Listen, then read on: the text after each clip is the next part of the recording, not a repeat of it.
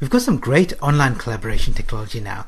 Video conferencing, online meetings, telepresence, webinars, maybe even in the future holograms.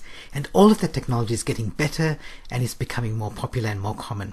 So what does it mean for that in-person conference? The chance for you to meet face-to-face, belly-to-belly with a bunch of other people, like-minded people with a common interest, and you get together in a conference setting. Does that mean that it's obsolete? No, the in-person conference is not obsolete, not by a long way, but it's changed and its role has changed, because many of the things that we used to do when we used to get together and meet with people, we don't have to do anymore because we've got other ways of doing that. But that's a good thing. If you're a conference organizer, if you're an event planner, meeting planner, then you can focus on the things that make that whole in-person conference experience special. So let's look at 10 trends affecting our personal and professional lives and how conference organizers can take advantage of them. And there are good conference organizers and great conference organizers. The good conference organizers adapt to these changes, and the great ones embrace them and create really transformational conference experiences. So the first one is a shift from networking to connections. People have always attended conferences for the chance to connect and reconnect with their peers and colleagues. And good conference organizers already know this, and they know the importance of creating spaces during the conference for networking and relationship building.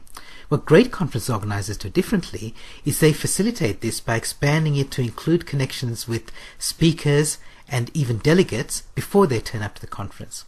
So here are some things that you can do. You could publish the speaker's contact details, especially their LinkedIn address, on the conference website, so the delegates can connect with them before they attend the conference. And if appropriate, you can publish the delegate names and contact details as well. And again, LinkedIn's a really good tool to use so that people can connect with each other before they turn up to the conference. So LinkedIn is really the best social media platform for connecting people at conferences. Of course, there are many conferences who publish a Facebook page, and they have Twitter as well. And those are things that you can do, but I really recommend that you look at LinkedIn as well. So first of all, it's a business and a professional platform, so many of your delegates will already be on LinkedIn. And many of your speakers, your sponsors, your exhibitors and panelists are already using it as well.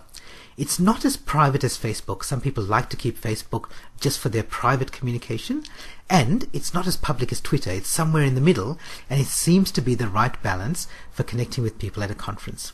It also provides space for positioning and profiling, and that's in fact one of its main benefits, that you do position yourself and profile yourself on LinkedIn. And it's got some other features as well, things like publishing, so you can publish articles on LinkedIn Pulse, you can connect with people, you can write recommendations and testimonials, and you can collaborate with people online. So think about using LinkedIn as the main social media platform that you give your delegates, speakers, sponsors, exhibitors, everybody the chance to connect with each other. Number 2, there's a shift from promotion to preparation. Don't assume that your delegates are only going to start thinking when they turn up at the conference itself. Now, because of technology, you can get them thinking well before they take their seats. And good conference organizers, before the conference, use a variety of promotional tools. They do things like speaker videos, email bursts, social media, and in-person promotion. And great conference organizers take this further. So they don't just do promotion, they help delegates prepare by sparking conversations, by seeding ideas, and building momentum for the conference sessions. So here are some of the things that you can do, and you can enlist your speakers in this as well. So ask your speakers to write a 400 or 500 word article about their topic, so that people know a little bit about what they're going to speak about.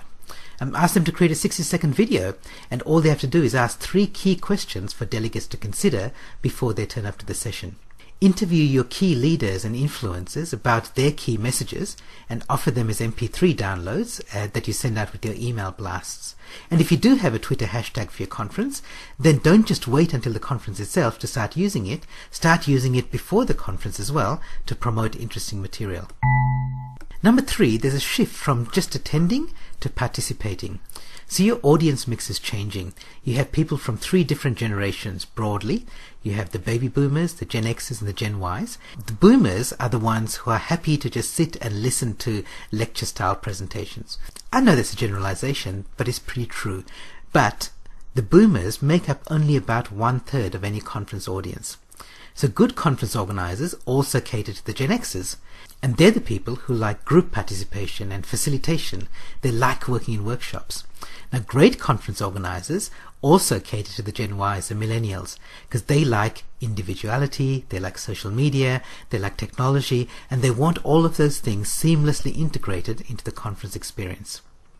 So what can you do as a conference organizer? So first of all, make sure that if you do have a Twitter hashtag, and I recommend you do, then promote it and promote it widely during the conference. You might even choose to appoint social media leaders to seed the online conversations, and then other people will come on board. Who are you going to appoint as your leaders? Well, Gen Ys are the obvious choice, but you may have other people in your team as well. You can ask your speakers to tweet key messages from their presentation even during their presentation. And there are ways that they can do that. Like magic, while they're presenting, their key messages that they're talking about from the stage are coming out in the Twitter stream. You can even choose to live stream some of your sessions, which means that they're available to people outside the conference as well. And then, of course, you should be encouraging your speakers, your sponsors, and your exhibitors to share the conference messages to their online networks as well, before the conference, during the conference, and after the conference as well. Number 4 is a shift from information to insights. We don't need any more information in our lives, and we certainly don't need to attend a conference to get the information that we need.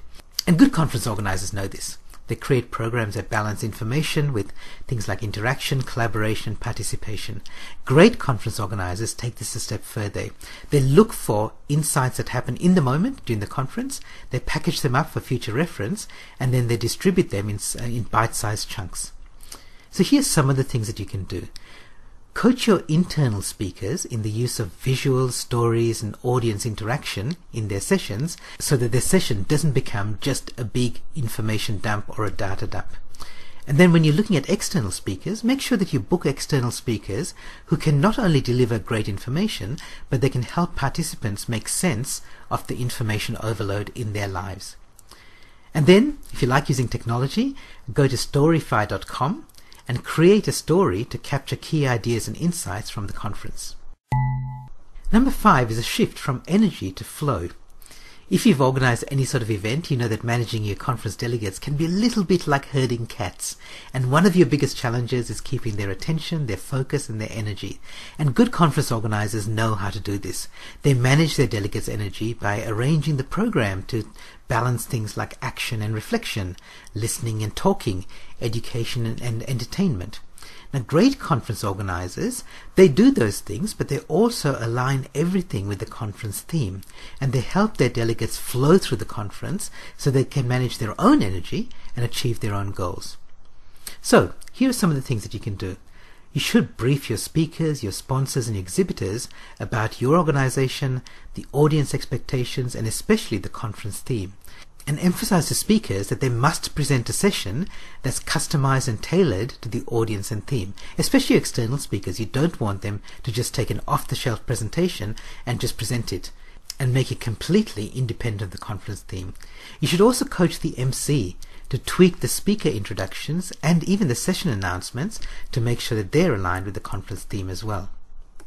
So think about how you do your briefing for your speakers. Do you send your briefing notes to help your speakers prepare? Here are a few of the questions that I ask clients when I'm booked to speak at their conference. And the best speakers will ask these questions, but many of them won't. So you may want to make a note of them so you can use them to brief your speakers. So here are some of them. What do you want my presentation to accomplish? What do you want your audience to do or do better as a result of my presentation? How would these results affect their professional and or personal lives? What's their current attitude about the topic? How receptive are they to change?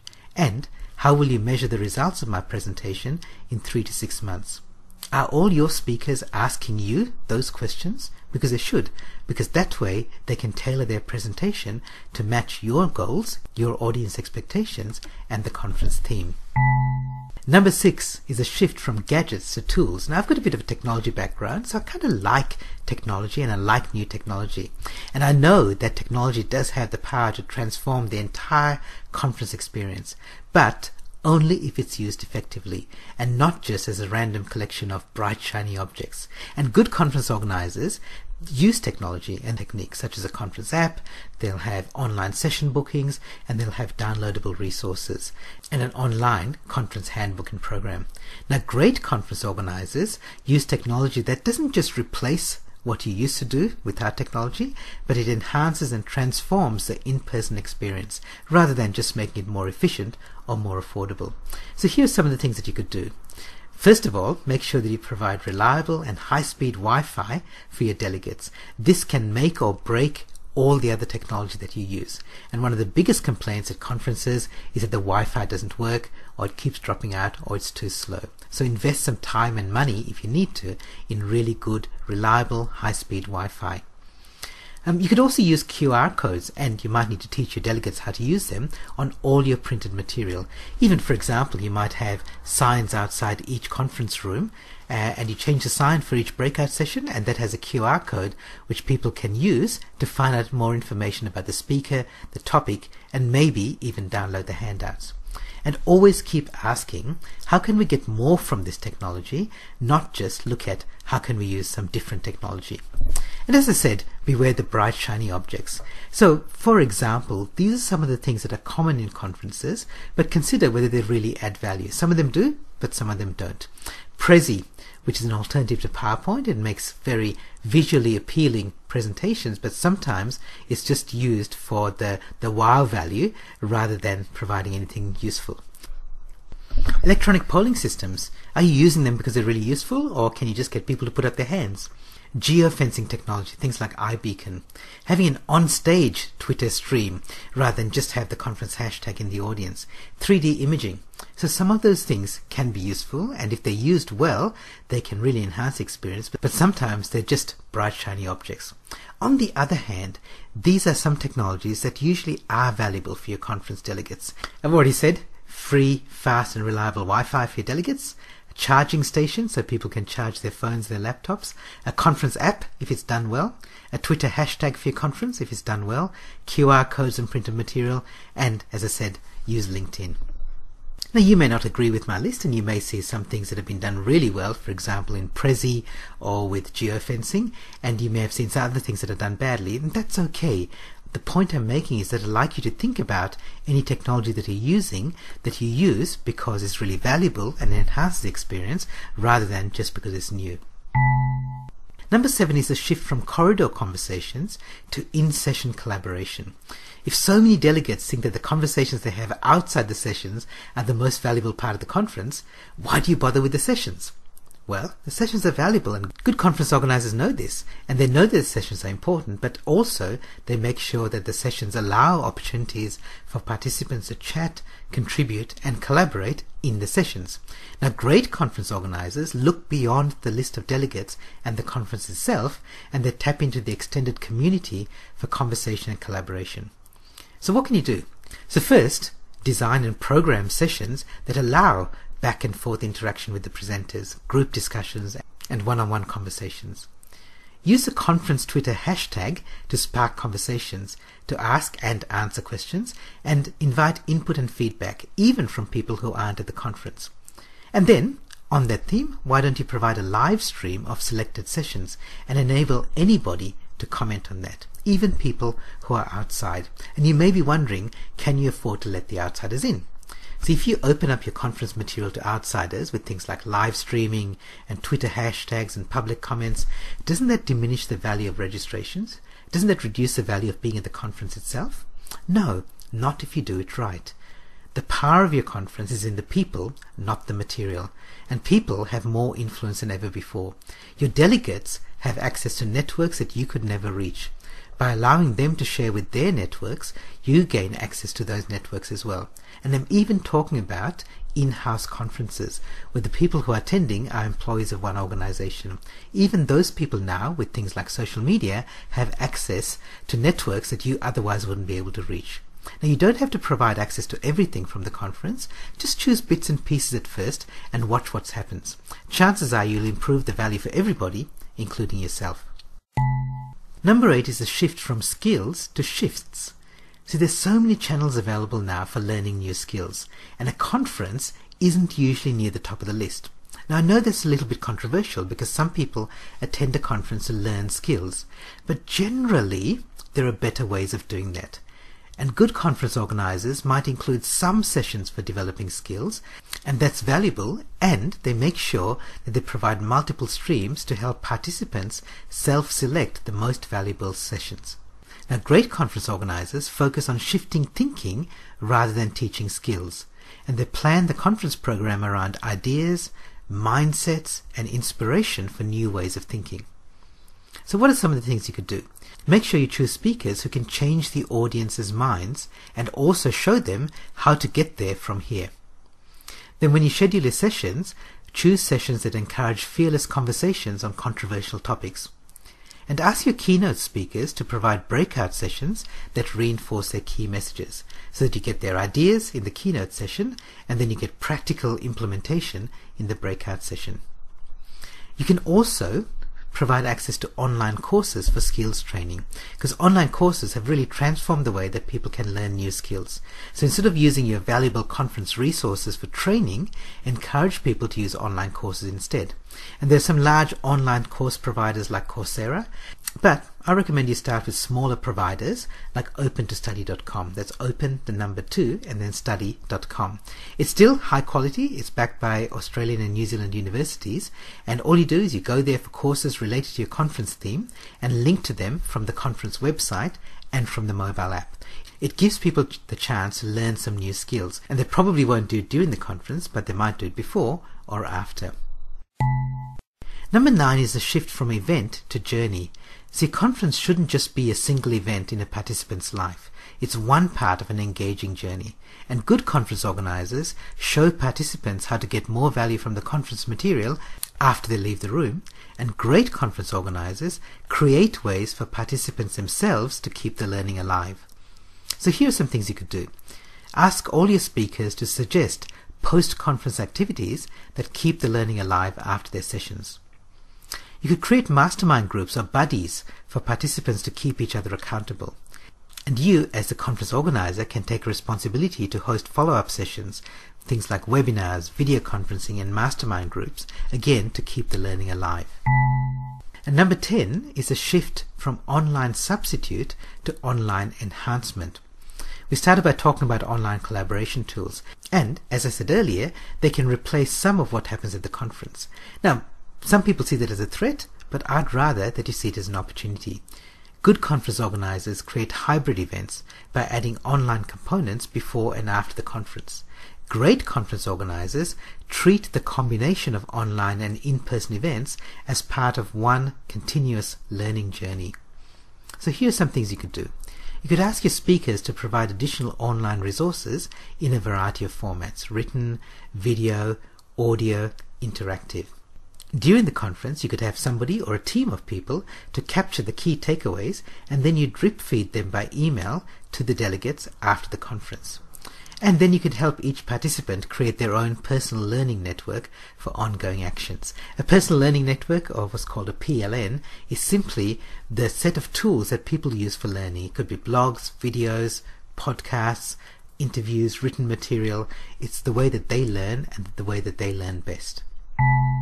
So, those are 10 things that great conference organizers do.